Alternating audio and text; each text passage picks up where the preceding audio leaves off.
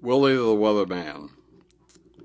Perhaps it was not entirely accurate to say that Bill Ragsdale, aka Willie the Weatherman, was never really trained to give the weather.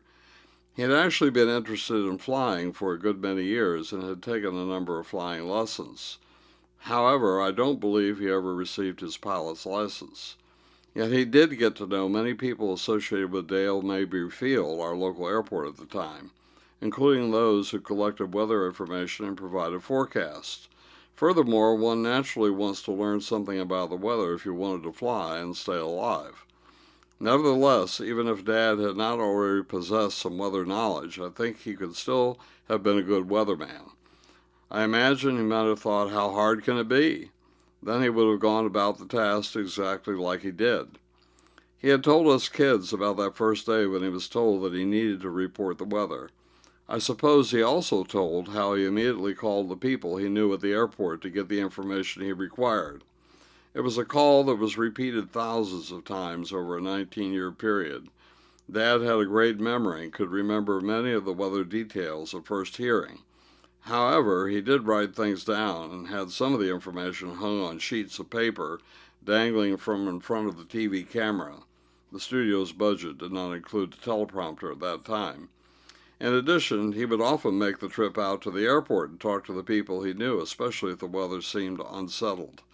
Predicting the weather even today is not an exact science. We now have detailed computer models and the ability to use Doppler radar, adjuncts just not available in the 1950s.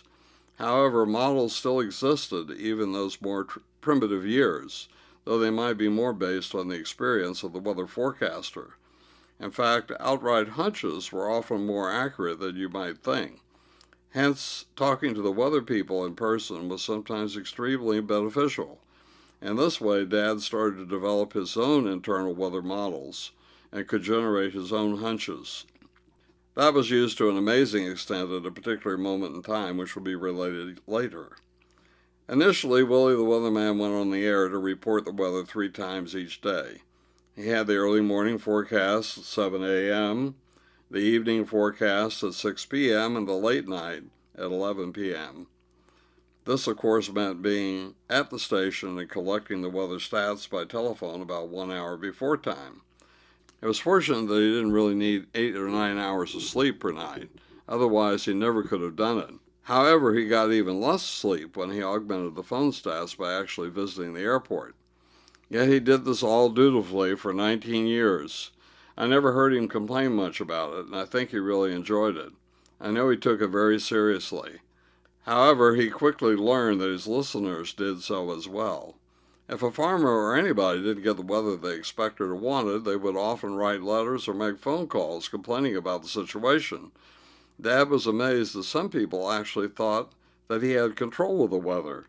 He would tell them they only reported it and did not make it.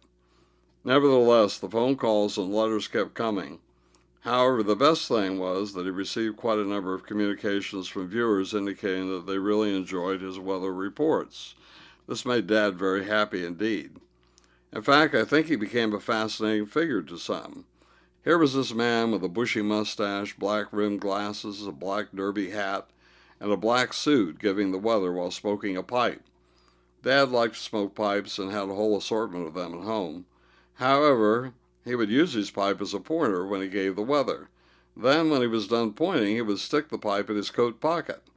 Now, the pipe wasn't always lit, but sometimes it was. On those occasions, it was a wonder that his coat didn't burst into a violent conflagration. I think this was something that not a few viewers conjectured, and some maybe even watched to see if it would happen. Also, Dad was what the Southerner would call a Yankee, and he spoke very quickly. Speaking fast allowed him to convey the weather information in the short time that was allotted.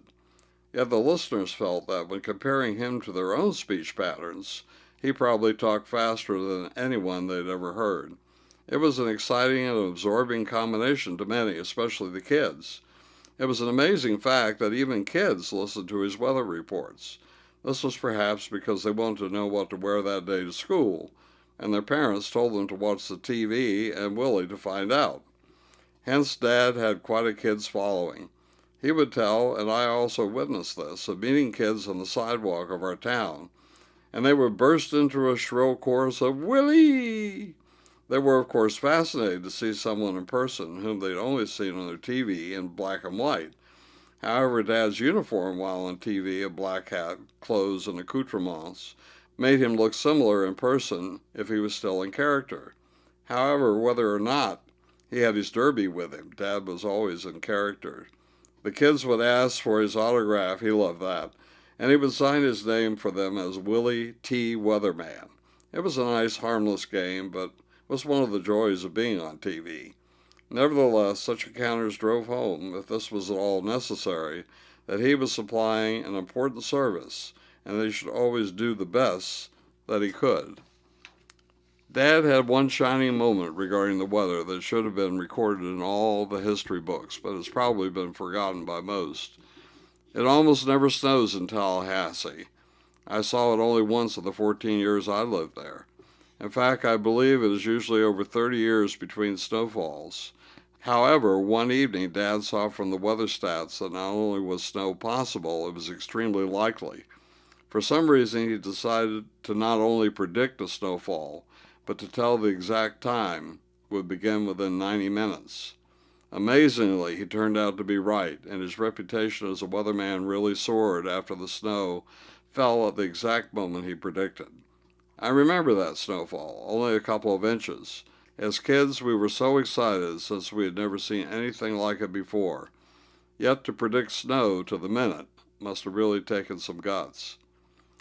Being Willie the Weatherman was how many people still remember Dad. However, as this movie shows, reporting the weather was only one facet of his personality.